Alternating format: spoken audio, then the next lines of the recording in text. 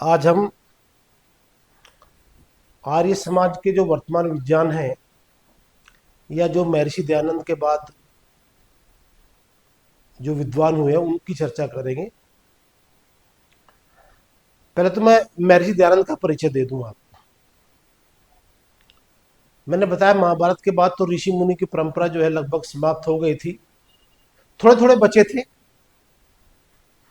हजारों वर्षों बाद महर्षि दयानंद हुए जो समाधि में सृष्टि को समझ सकते थे, इन तत्वों को। ठीक है। और जो पौराणिक हिंदू उसके अर्थ के अनर्थ अनर्थ कर रहे थे, उन्होंने भी देखा, बोले यार तो बहुत भयंकर था, क्या विषय और कर क्या दिया। तो पौराणिकों में और महर्षि दयानंद में मतभेद हुए। मतभेद किसको लेकर हुए? वेद के मूल स्वरूप को लेकर के। वो तो उससे अश्लीलता सिद्ध कर रहे हैं, वेद से पशु बलि, नर बलि, स्त्री पुरुष अत्याचार सारे सिद्ध कर रहे हो। और उन्होंने महर्षि दयानंद ने क्या सृष्टि विज्ञान प्रस्तुत किया जो समाधि में देखा। ठीक है। और उस टाइम सारे पाप, आज से 200-250 वर्ष पहले जब महर्षि दयानंद थे, सब कुछ पाप वेदों के नाम से हो रहा था। ईश्वर के अलग अलग रूप के अवतार हो सकता है, नित्य नए अवतार हो सकते हैं। तो जब ये पाखंड देखा महर्षि दयानंद ने, तो उसने घोर विरोध किया और वेद का भाष्य करने की कोशिश करी, किया मतलब। पर वो क्या है कि उनको जहर देकर ही मार दिया गया। चारों वेदों का भाष्य नहीं कर पाए। ऋग्वेद के 7वें मंडल तक कर पाए, उसका भी अधूरा रहेगा 7वां भी, और ये यजुर्वेद का, बाकी उनको जहर देकर मार दिया गया। तो उन्होंने अपना एक नया आर्य समाज बनाया। क्या बनाया? आर्य समाज। कि जो वेद पे जो पाखंड हो रहे हैं ना, मांसाहार, पशु बलि, नर बलि, इसको हटा करके वेद से यथार्थ विज्ञान प्रस्तुत किया जाए। ठीक है, शुरू कर दिया। अब क्या हुआ, इनके विद्वान भी उसको तो भूल गए, सृष्टि विज्ञान को, और ये भी पौराणिकों की नकल करने लगे। जैसे वो यज्ञ में क्या है कि पशु मांस की आहुति देने लगे, पर इन्होंने आहुति तो नहीं दी, पर वेद को समझ नहीं पाए और अपने ग्रंथों में मांसाहार आदि पाप सिद्ध कर दिए। ये आर्य समाज के प्रकांड विद्वान है, आचार्य युधिष्ठिर मीमांसक, बहुत बड़े विद्वान है। अभी नहीं है वर्तमान में ये, पर बहुत बड़े विद्वान थे। पर क्या है, जैसे मैंने बताया कि वेद को जो पद है उनको समझने वाला भी ऋषि चाहिए। अब इन्होंने मानचार कैसे सिद्ध किया उस पर मैं चर्चा करता हूं। अच्छा, उससे पहले और बता दूं मैं, आज से जब 196 करोड़ वर्ष पहले, जब सृष्टि का आरंभ में, वेद को वेद से समझ लेते थे। जैसा वेद के 20,000 मंत्र है ना। देखो, अपनी कोई पुस्तक लिखता है, जैसा हम भी कोई पुस्तक लिखते हैं, तो हम पूरी व्याख्या करते हैं। कोई शब्द लिया हमने, कोई नया शब्द लिया हमने, तो हम एक जगह कहीं ना कहीं उस पद को बताएंगे कि हम इसको क्या कहना चाह रहे हैं। बाद में नहीं लिखेंगे, हर जगह नहीं लिखेंगे उसको। आए समझ में कि नहीं? भाई नया पद लिया हमने, हम किसको कह रहे हैं, तो उसको एक जगह हम बता देंगे, बाद में फिर वहां से वो उठा करके।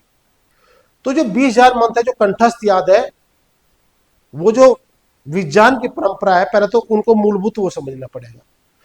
तो यदि वो कंठस्थ याद है तो वेद से वेद को समझ सकते हैं, सृष्टि विज्ञान को।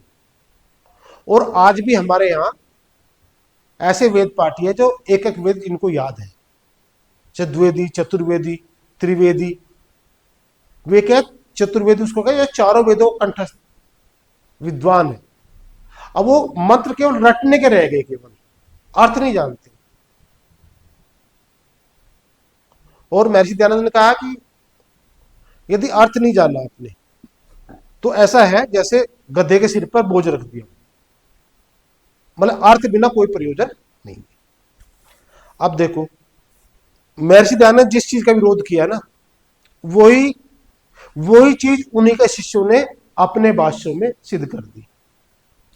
महाभाष्य, महाभाष्य क्या है, हाँ, वेद, वो बात अधूरी रहेगी। वेदों से वेद को समझने के लिए फिर कम बुद्धि हुई तो ब्राह्मण ग्रंथ लिखे गए, जैसे इतने ब्राह्मण ग्रंथ। फिर उनको भी समझने में कठिनाई हुई तो फिर निरुक्त लिखा गया। फिर निरुक्त को समझने में कठिनाई तो फिर व्याकरण लिखा गया। कोई पद कोई समझे पहले व्याकरण से, फिर निरुक्त से, फिर ब्राह्मण ग्रंथों से और फिर वेद से, 4 विधियां जानने की। तो हर ऋषि ने अपने अपने ग्रंथ लिख कर गए। तो ये जो ग्रंथ है महाभाष्य, ये भी पतंजलि मुनि का है, ये महाभाष्य संस्कृत में, ठीक है। किसका है? महर्षि पतंजलि का। और उन्होंने एक उदाहरण क्या दिया उसमें, पंच नका बक्ष्या अतो अन्य अभक्ष्या तथा अभक्षो ग्राम्य कुक्कुट अभक्षो ग्राम्य सूकर अरण्यो बक्ष इति। संस्कृत में व्याख्या की, संस्कृत में अपने प्रमाण दे दिया। अब इन्होंने सरल हिंदी में अनुवाद क्या करा था, तो सृष्टि विज्ञान की क्या था वो हम चर्चा करेंगे। पर इन्होंने अर्थ का अनर्थ इसका क्या किया, ये आर्य समाज के बता रहे, प्रकांड विद्वान है भाई साहब, युधिष्ठिर मीमांसक जी, है ना। महर्षि दयानंद ने किसके विरोध में बनाया आर्य समाज? पौराणिकों की, कि वेद से आप जो यथार्थ विज्ञान प्रस्तुत दो, मांसाहार नहीं है, पशु बलि नहीं है, नर बलि नहीं है, कुछ ऐसा पाप नहीं है।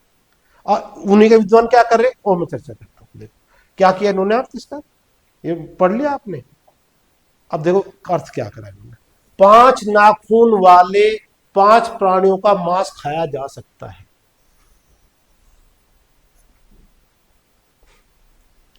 ये आर्य समाज के हैं जो झंडा लेकर चल रहे महर्षि दयानंद का, और महर्षि दयानंद के नाम पर दान चंदा सब लेते हैं। और क्या कह दिया, 5 नाखून वाले 5 प्राणियों मांस खाया जा सकता है, अन्य प्राणियों का मांस नहीं खाना चाहिए। इसी प्रकार ग्राम में रहने वाले सूकर व मुर्गे का मांस नहीं खाना चाहिए, जबकि वन में रहने वाले सूकर व मुर्गे का मांस खाया जा सकता है। ये कहां लिखा? इसमें कौन है ये? महर्षि दयानंद के शिष्य। जहर किन्होंने दिया? महर्षि का जो विरोध करने वाले थे पुराण, उन्होंने जहर दिया, या विदेशियों ने जहर दिया, और उन्हीं का शिष्य वही काम कर रहे, क्योंकि वेद को उन्होंने साधारण संस्कृत की भाषा समझ लिया है। अब हम इसकी व्याख्या करते हैं, उसका था अर्थ क्या, ठीक है। सही अर्थ तो जान लेना, अब जानना है कि नहीं जानना है? जानना है। देखो ये बात किसका है, ये है आचार्य अग्निमित्र नैष्ठिक जी का। क्या कहते हैं वो, महत अहंकार मन ओम रश्मि और व्यार्थी। हमने क्या बताया, ये महत अहंकार मन व्यार्थी, ये बात चल रही थी किसकी, इन पंचों की बात चल रही थी, और उन्हें मांसाहार सिद्ध कर दिया। बात किसके थे? अच्छा, जो ये विज्ञान नहीं जानेगा वो तो अर्थ का अनर्थ करेगा। बात क्या चल रही थी, मैथ अहंकार मन ओम रश्मि व्याप्ति संजक रश्मि को पंचक है ना, 5 होंगे नहीं, 1 2 3 4 और ये 5, अर्थात पंच अर्थात प्राण अपान व्यान। प्राण अपान जो प्राथमिक प्राण थे ना हमारे, वो कहां गई? चलो कहां, हाँ ये हमारे प्राथमिक प्राण, ठीक है। ये भी मुख्यतः 5 ही है, प्राण अपान व्यान समान गान, है तो 10, पर जो बाकी के 5 है नाक कुरकुल दे, वो इनका उपप्राण है, ठीक है। इन 5 का पंचक अथवा मन वाक प्राण छंद मरुत वे मास ऋतु रश्मि का पंचक, नख बंधा हुआ नह बंधने, पंच अथवा पंच प्राण अथवा पंच महाभूत अर्थात खाने परस्पर संगम करने योग्य। देखो जी, खाना क्या होता है? निगल लेना या मिला लेना। हमने क्या बताया था? ये मिलकर क्या बनेंगे? सृष्टि बनेगी कि नहीं बनेगी? क्या बताया था हमने? ये जो मैथ है, ये अहंकार है। अभी इसका कैसे दिखाऊं मैं? चलो, ये हमने इसको डिवीजन कर रखे, मैथ अहंकार, मतलब ये मिलके ही सृष्टि का निर्माण करेंगे। अर्थात खाने परस्पर संगम करने योग, हमने यहां बक्स का, यहां बक्स का अर्थ संगमन किया है, करने योग है। यह तो ही भक्षण है, खाने के समय पदार्थों का या तो नष्ट होता है अथवा संगम मिश्रण होता है। इसके इन्होंने तीन अर्थ किए कि क्या क्या अर्थ ले सकते हैं अपन, है ना? वो समझ लेते क्या क्या अर्थ ले सकते हैं। मैंने बताया कि क्या बताया? अनंतावय वेदा, एक पद के अनेक अर्थ होते हैं, और जैसा जैसी तीव्र बुद्धि होगी, जैसा परमात्मा का आशीर्वाद होगा, समाधि में सृष्टि को देखेगा और उससे बहुत अर्थ वो कर सकता है। पर ऐसा अर्थ नहीं करेगा कि मांसाहार परोस दिया, अश्लीलता परोस दी, ऐसा नहीं काम करेगा। क्योंकि जो वेद को तो वही समझता है जिसने अष्टांग योग का पालन किया हो। अष्टांग योग में तो अहिंसा आ गई, वो तो मांसाहार है नहीं। तो हमें ऋषि क्या कहना था कि उन्हें तीन अर्थ के इन्होंने। देखो, पहला तो क्या? मैं, अहंकार, मन, ओम, रश्मि, व्याप्ति, ये पहले पंचक। पंचक से नाका बंधे हुए पांच प्राथमिक मुख्य प्राण परस्पर संगम करने योग्य होते हैं, जिस इससे ये पंच प्राण इस सृष्टि के नाना बलों को उत्पन्न करते हैं। ये बल रूप है कि नहीं? कण, ये परमात्मा का बल लगा, ये अणु इसमें अलग अलग है, बल रूप है, और इनसे मिलकर सृष्टि बनाएंगे। क्या क्या मान लिया उन्होंने? देखो, पहले मैथ माना, अहंकार माना, मन, ओम, रश्मि, व्यार्थी, पंचक, फिर प्राथमिक मुख्य प्राण हो गया, और इनके संगम से सृष्टि का। फिर दूसरा कारण क्या दिया? पंच प्राणांत पंचक से नखा बंधे हुए पांच महाभूत। पांच महाभूत क्या? आकाश, वायु, अग्नि, जल और इसमें। ये जब तक बंधेंगे नहीं तो सृष्टि नहीं बन सकती। भाई, सूर्य के अंदर है कि नहीं? या ग्रह के अंदर है कि अपने शरीर में है कि नहीं है? तो सृष्टि का निर्माण हो रहा है, इन पांच को बांधना पड़ेगा, ठीक है, जिससे सृष्टि प्रक्रिया निग्र रूप से चलती रहे। तीसरा क्या हो सकता है? मन, वाक, प्राण, छंद, मरुत व मास ऋतु रश्मियों के पंचक से नका बंधे हुए पंच महाभूत परस्पर संगम करने योग्य है, अर्थात इनके मिल से ही समस्त सृष्टि बनी हुई है। जब तक पांच महाभूत नहीं मिलेंगे, सृष्टि बनेगी नहीं बनेगी। उसके कंटेंट अलग, प्राथमिक प्राण से हो गया, फिर अलग अलग उनकी व्याख्या उन्होंने कर दी। अब क्या कहा है यहां? अतो अन्य, उसको एक मिनट, ये तो हो गया, वापस उसी बात है। यहां पंचनका, पंचनका भक्ष, अतो अन्य अभक्ष, इनके तो संगमन होगा। और क्या है कि ये अभक्ष है, इनसे संगम किसका नहीं होगा? असुर, असुर पदार्थ आता है बीच में जो दूरी रखता है। असुर पदार्थ जो है जो दूरी रखता है, यदि उसको वो हट गया, भक्ष हो गया वो, तो देखो, मैंने हम सुबह जो गणना कर रहे थे, पृथ्वी का जो डाया 12,000 किलोमीटर है, और यदि उसमें गैप खत्म हो जाए, असुर पदार्थ खत्म हो जाए, तो 1 मीटर में रह जाएगी पूरी पृथ्वी। तो इसको नाश कर सकते हैं क्या? नहीं कर सकते इसका नाश। मतलब अतो इसका अभक्ष क्या है? अभक्ष क्या है? असुर, असुर पदार्थ, ठीक है। अब यहां कर अभक्षो ग्राम कुक्कुट, अभक्षो ग्राम सूकर, अरण्यो भक्षिति। देखो, मैं यही बता देता हूं तुमको उसमें। यहां बता अभक्ष, जिसको भक्षण नहीं किया जा सकता। ग्राम में कुक्कुट कहते हैं, ग्राम कहते हैं छंद को, और कुक्कुट होता है ग्राम में, कहते ग्राम में होने वाले, और चोर का नाश करने वाला महर्षि दयानंद का भाष्य है। वही वही समझाते थे, चलो आपको, है ना, उसको वही समझाते हैं, नहीं तो लफड़ा हो जाएगा। हाँ, अभक्षय ग्राम कुक्कुट और उसका, और अभक्षय ग्राम सुकुट। अब देखो, ग्राम में कुक्कुट क्या है? कुकम पर द्रव्य आदातारम चोरम शत्रु व कूटती येन स यज्ञ। ये महर्षि दयानंद कह रहे, बास किसमें, यहां उन्होंने क्या अर्थ लिया? मुर्गा, मुर्गा खा जाओ, नहीं गांव के वाले को मुर्गा को मत खाओ, जंगल वाला मुर्गा कर दिया।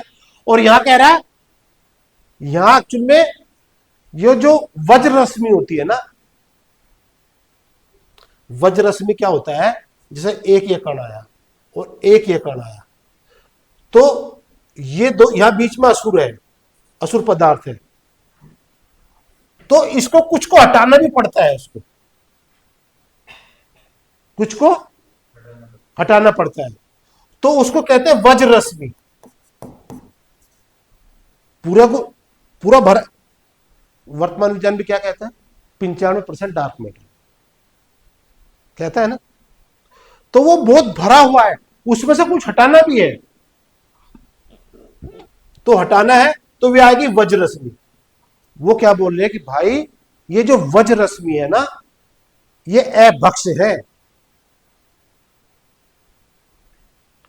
अच्छा, यदि इन्हीं को वज्र रश्मि को खत्म कर दे तो कण बनेगा? ठीक है, अब फिर क्या है?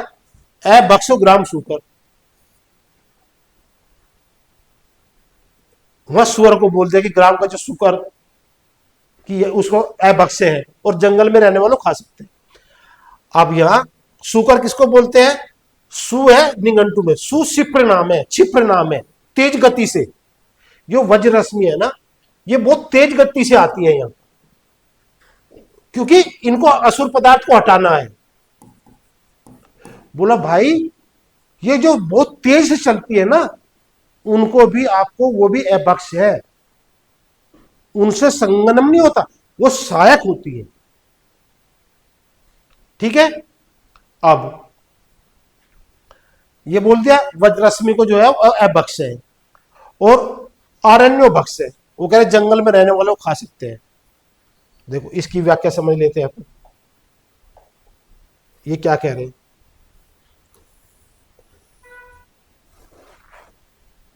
इसमें क्या है, जो अरण्य है, जो संग्राम और संघात की स्थिति में नहीं है। अवकाश और बाकाश में क्या भरा हुआ है? पूरे कण भरे हुए हैं,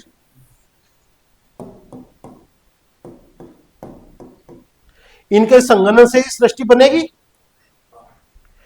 पर कुछ पदार्थ ऐसा आ जाता है यहां जो निष्क्रिय रहता है,